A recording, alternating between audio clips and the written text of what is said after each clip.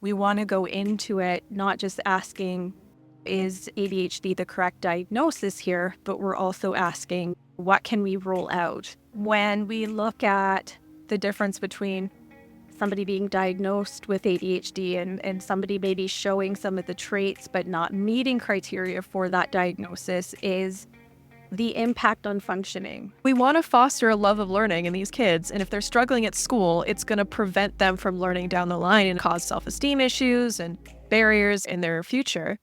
Hi, everyone. Welcome to Hypercast.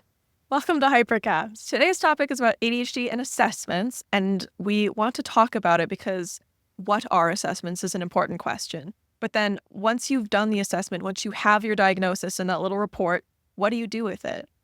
How does that help you? Now you have the information, but where do you go from there? And that could be if you are a parent who has a child that has gotten assessed and you're dealing with school and the education system. That can be as an adult and you get your assessment. And then how do you ask for accommodations at work? We have a wonderful guest with us today to talk about assessments, who actually does them and knows the answers to all these questions. This is Heidi. She's the founder and CEO of Deeply Rooted Psychological Services.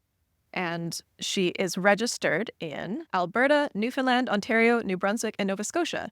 And she's also a professor at CityU, which is how we met. This is my intern supervisor. This is how I am learning to become a therapist. Welcome. Thank you. Thanks so much for having me on the podcast. I'm excited to chat with you guys. Tell us, why do you think that this is an important topic for us to cover? There's just so many different processes out there when it comes to ADHD assessment. There's just so many different ways you can go about getting diagnosed. And so that can be confusing when there's just all these different services out there.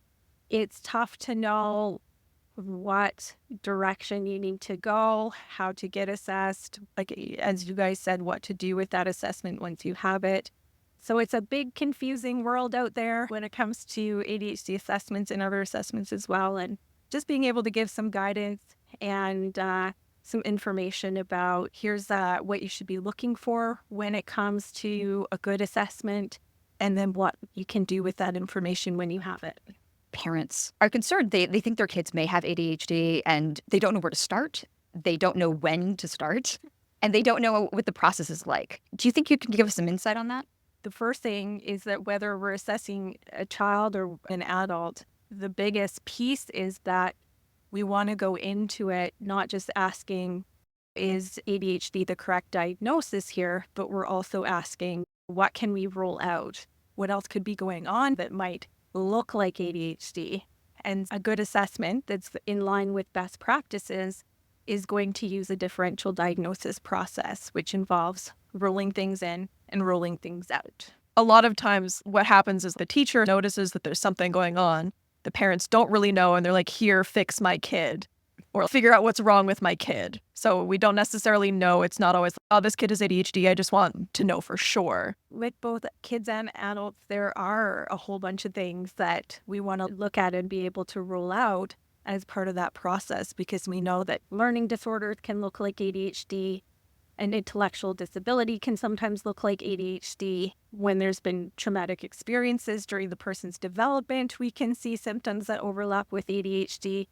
Depression, anxiety. Even though you may have a learning disorder or you may have something else, that doesn't also mean that you don't have ADHD. It could be ADHD and. Oh, exactly. Yeah. Just to complicate things further, right? It might not be just one thing that we're trying to understand. We might be looking at a combination of conditions contributing to whatever it is we're seeing. Definitely a lot of pieces to the puzzle that need to be looked at and figured out. That's why these assessments are so important. You get the knowledge, right? Like that's the solution to this problem, essentially. Is there's something going on we don't know. Now we know which techniques to apply, which supports to offer, which accommodations would be the most helpful in this situation. Exactly. We need to understand, we need to know what's going on in order to best support that individual. How could a parent go about approaching this? Do they go to their doctor? Do they talk to the school system? Sometimes it's first noticed by the teacher in school. Those first few years of school tend to be when teachers will start to notice differences in behavior, learning, whatever it is.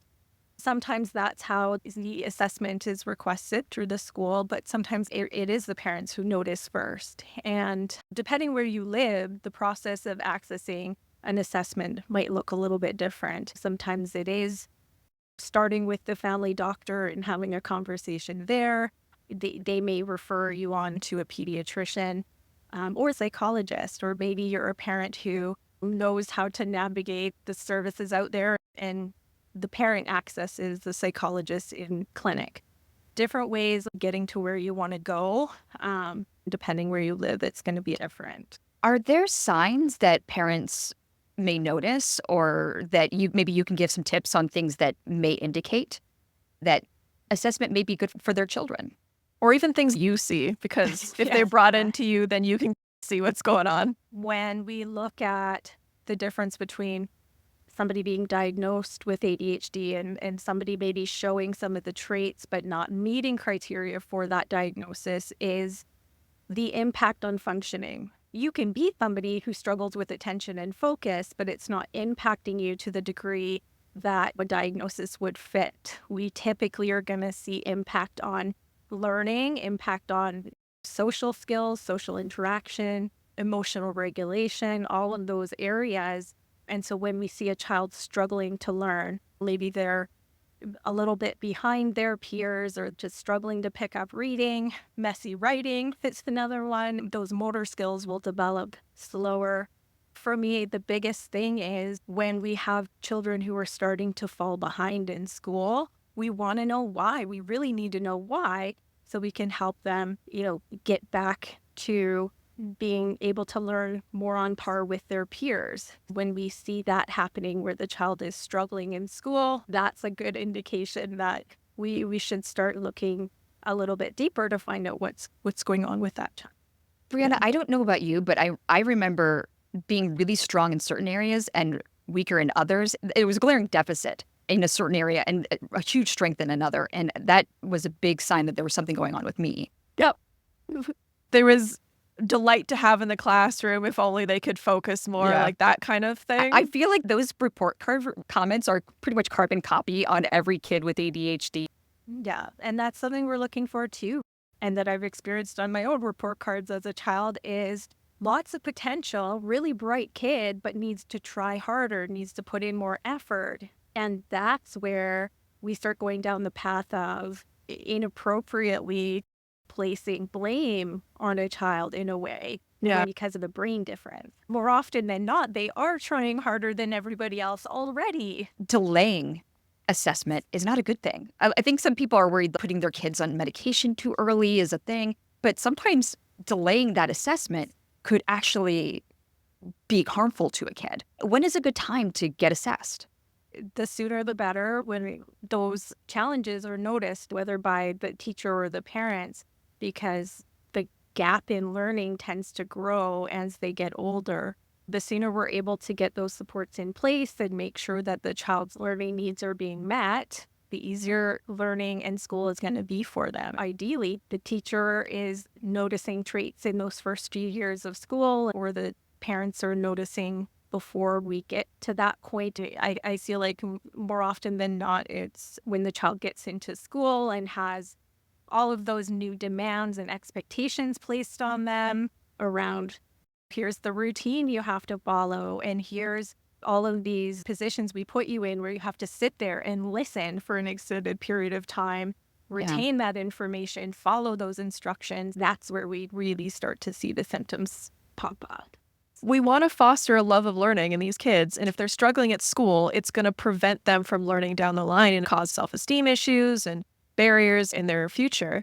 So the earlier you can do it, the better. You mentioned medication, Melissa. It's a conversation you can have after. All the assessment is just information. And then you can make a more informed decision how to support your child, how to help your child or yourself. Because if you don't have the information, then you're doing all the wrong things and you're not actually helping. I know you can't say everything that's in an assessment because it gives it away, but what is in an assessment?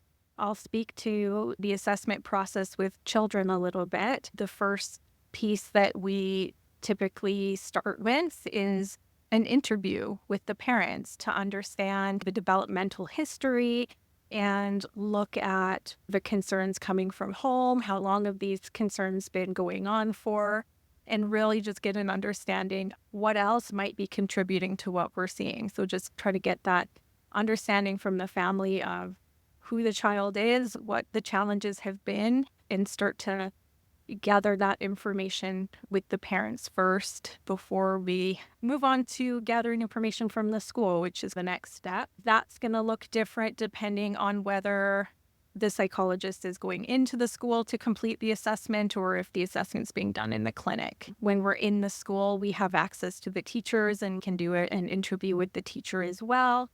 We also usually get access to the school records, which gives us that historical piece of how long the challenges have been showing up at school. How has the process of learning looked for this child? Looking at report cards, looking at specialized learning plans, individual education plans and things like that, and speech and language and occupational therapy. Have they been accessing those specialized supports and services already? So you're describing like a multi-pronged approach where you're talking to parents, you're talking to school, you're getting a history, and then you're also talking to the child. Because I remember a lot of like games and puzzles type thing. You remember the testing part. Yeah, exactly. That's the next piece. If we're in the school or clinic, we're going to start getting into the actual testing piece, which is going to involve intellectual testing. It's going to involve academic testing, where we're trying to get an understanding of the child's cognitive strengths and their areas of weakness and what are they capable of when it comes to learning. So that's the intellectual piece. When we move into the academic testing, what we're looking at is how is this child performing academically? Are they learning in a way that is typical for their developmental age? And then we're able to then potentially rule out things like a learning disorder. We know what this child is capable of. We know where they're performing academically. And if there's a gap, if they're not performing where we know they could be performing, we know something's getting in the way of learning. Yeah, And that's so, exactly what happened to me. I was in the 98th, 99th percentile for a bunch of yeah, these things, and I was Same here. performing well under that. exactly. And then they knew that it wasn't the cognitive disability and it was Yeah. something else. Yeah. So And this is what you were we're able talking about to- with ruling things out. Exactly. Yeah. We want to rule that out as a starting point. A lot of times, intellectual disability, especially when it's more profound, can look a little bit like ADHD. Kids are a little bit checked out at school. They don't understand what's going on, so they're not paying attention. That's where we see the overlap in symptoms. I've heard many stories, and I'm sure you've seen this in your own practice, but you have a child that gets assessed. And while the parents are ushering their children through this process, they figure out they have ADHD. If you're an adult and you're thinking you may have ADHD, how do you go about as an adult going through an Yeah. assessment process? Because it's different. You don't have access to those school records most of the time, or like your parents might have passed already. You don't have access to like what was I like as a child.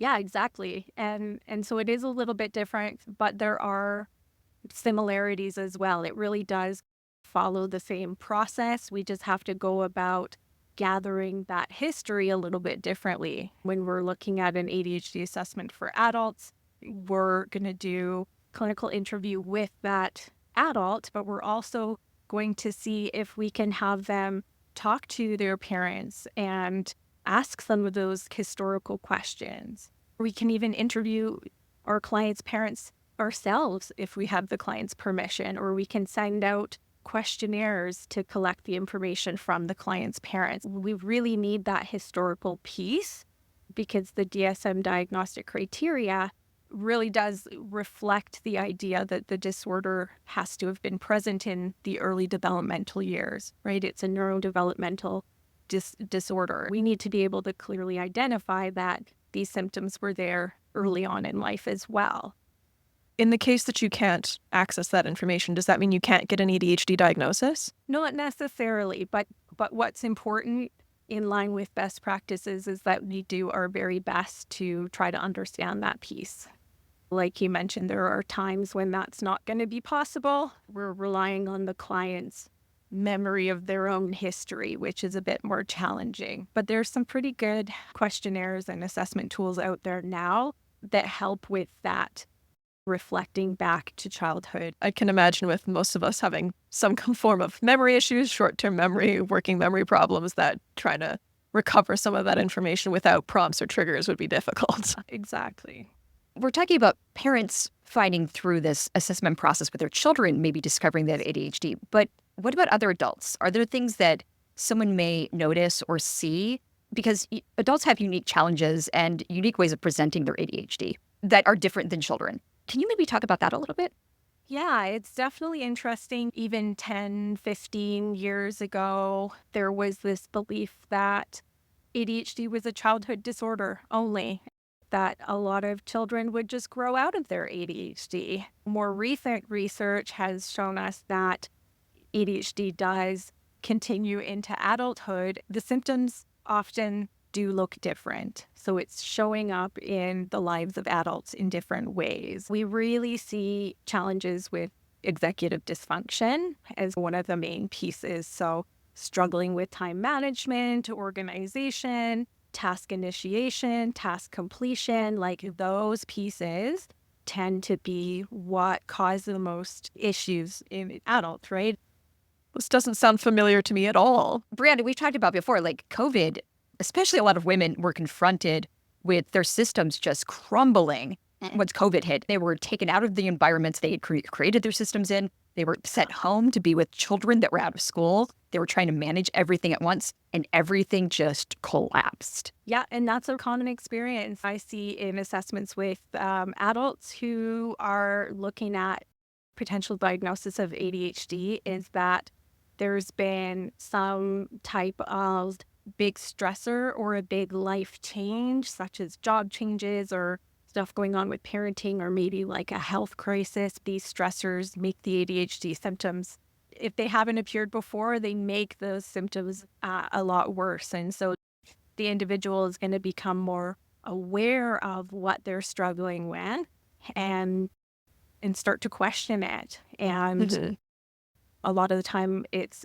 showing up as other conditions, anxiety, depression. And when you look underneath that, a lot of times it's ADHD that maybe hasn't been diagnosed. How would you say to prepare? Like, I'm coming in for an assessment. What do I need to bring? What do you need to bring? Best case scenario, you're going to have some of your old school records, maybe some report cards, or if you've had assessments before, definitely bringing those reports in. That's really helpful. Other than that, it's just bringing yourself and being prepared to go through a few hours of cognitive and academic testing. Okay, a few hours. Is that 3, 6? And usually we schedule assessments in like 2-hour blocks. Sometimes it goes longer than that. Depends on how the individual is performing, really. Kids like play games and with blocks and things. What do adults do when they're actually getting assessed by someone? Yeah, the blocks is just one very small piece of the intellectual assessment. Yeah, but it's the best part. That's why we all are talking about it. And that's what we like to start with the kiddos, so that they think it's going to be fun and they'll actually stick around. So there's the intellectual component. We're testing a whole bunch of different areas of cognition. We're testing visual, spatial, verbal comprehension, working memory, processing speed, fluid reasoning. All the different test components make up that intellectual assessment. Some of them are puzzles. Blocks are one of them. Some of it is working with words and language. A whole bunch of different pieces make up that assessment process. I've seen a bunch of people being like, you should write down some of your symptoms or interview your partner, your friends, things like that. Is that another thing to bring in? Would you find that helpful if someone brought in like a written record of, here's who I've talked to, here's the symptoms I've been experiencing, if they didn't have access to the historical records? Yeah, and that's another way you can go about getting some of that outside perspective that is helpful in diagnosing adults with ADHD. So interviewing the spouse and getting an understanding of what they see and what they've noticed. But that's part of what's helpful, right? Like, we have a lot of anxiety. Like, if we're late diagnosed, there's a lot of anxiety that has come up as a coping mechanism, right? So if you know what you're getting yourself into, which is why we're having this podcast, like, here's what you do. There's an interview process. There's some intellectual testing. It takes about 2 hours. If you have that in your brain, this is a much less scary thing to go and do. An expectation is important. Yes, we should also probably set expectations with wait times if you're trying to get this publicly funded and you're not willing to go private. I've heard the wait times, especially in the States, can be upwards of 2 years. I can speak to here in Canada and some of the different school systems I've worked in and just being in clinic. It really depends on how you're trying to access that service. The schools typically have quite a long list of students they're hoping to get assessed. And so that's where we start to see parents being sent to private clinics, knowing that there's going to be less of a wait time. But then they're paying out of pocket, which isn't realistic for a lot of people. So we've finished the assessment. We've been handed this report that you and I have taken time to write. We've been considerate about what we've put in there, and we've put some tips in there. What do we do with this piece of paper? Or booklet of paper. Mine was like 20 pages thick. Yeah, the first piece to that in following best practices is that there should be a debrief component. There should be an opportunity for you to meet with the psychologist again and go through the findings of that assessment. Part of what we're doing is taking all the data we've collected and we're integrating it all together. We're coming up with our diagnostic impressions, and if applicable, we're going to find that diagnosis. The information we're including in that report, we try to make it easy for everybody to read, but there's definitely pieces that are best interpreted by a psychologist. And so we, as the psychologist, it's part of our responsibility to make sure that the client really understands what the information is, what that diagnosis means, and then what the recommendations are and how to proceed with doing whatever it is that we're recommending. Yeah. That's a piece that's often overlooked. Not everybody does the debrief piece, which in my opinion is so important. That's where we get to really make sure that everything is clear and understood. Not only clear and understood, but also the emotional piece that comes with it. There is a grieving period, or this is shocking information, or maybe your culture doesn't accept this about you, and now you're going to have to reveal this, or maybe there's next steps that you need to take. That's a huge hit, especially if you're later diagnosed and not a child. You're like, I didn't know that this is the reason why my life has been so hard up until this point. So just having that debrief to sit and talk with a licensed psychologist. Yes. The psychiatrist or psychologist can be an interpreter. I was in an ADHD subreddit and someone had gotten an assessment. There were parts that said they had obsessive behavior. And then they're looking at this report without it coming through the filter of a psychologist. And it was jarring for them to read. They felt judged. Yeah. You have to write in the style of not judging the person. It's supposed to be supportive and affirming. And some people have the viewpoint of that it is something that makes you broken. I think that they had gotten the report from a testing center, and before they had sat down with their psychologist to discuss it, and not having that filter there made it really upsetting because it was very direct and it didn't put it in context at all. Yeah. Exactly. That would be the piece that's missing is the context. When I think about some of the test measures that we use, the BASC or the Connors, those are symptoms we're looking at, all these extreme behaviors, because we want to get an understanding of all the things that are happening in the client's life. There's going to be things reflected in that report that sound more extreme than they are because it's missing the context. When you put it in the context of here's what we're looking for, here's why, and here's where you fall in this range of scores, it can be really overwhelming to read the information in the report without some guidance. And once you've gotten this information, what about accommodation? What about school accommodation for children and accommodation at work for adults?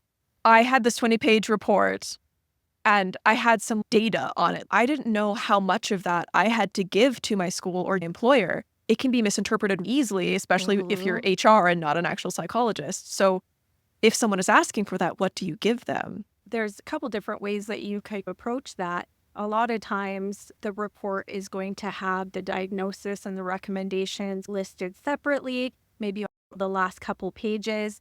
And so absolutely nothing wrong with just submitting those pieces to the school to access those accommodations. You can request something separate be drafted up that would be more suitable for submission. Ideally, we're just going to be able to take the main pieces out of that assessment report and hand that in. Okay. When we're talking about kids and wanting to share the information from the assessment with the school and the teachers are actually going to benefit from a lot of that data that's in there. For example, the academic testing that we do, the teacher can look at those results and say, oh, okay, this individual is performing in math around grade level. That's great. But I can see that their language arts, their writing, their reading is a little bit low. And so that's going to give them an idea of where the intervention needs to happen. That information is in the report and the schools can Yeah. use that. What about work? Primary school, that I feel like accommodations built in, like there's a whole process. But once you get to college, it's hard. And when you get into the workforce, it's even harder. It's all on you to actually ask for that accommodation. And that's exactly what it is. It's figuring out who you need to talk to, right? Is it your direct supervisor or is there an HR department that's responsible for helping people with things like accommodations? And so going to look different depending on who you are, what your job is, but essentially it's the same kind of idea. You absolutely do not need to provide that whole entire report that contains a ton of personal information. You just need to give those main pieces that, yes, here is this diagnosis. And based on that, here's what the recommendations are for accommodations. They need more time to complete tasks. They need more breaks, maybe. They need whatever it is that's been determined as potentially being helpful. That's the information you want to share with the employer. Do you work with your clients to be able to translate that from what's on the paper into real world speak and how to approach their HR or their direct manager about it? What does extra time mean to you and your specific job?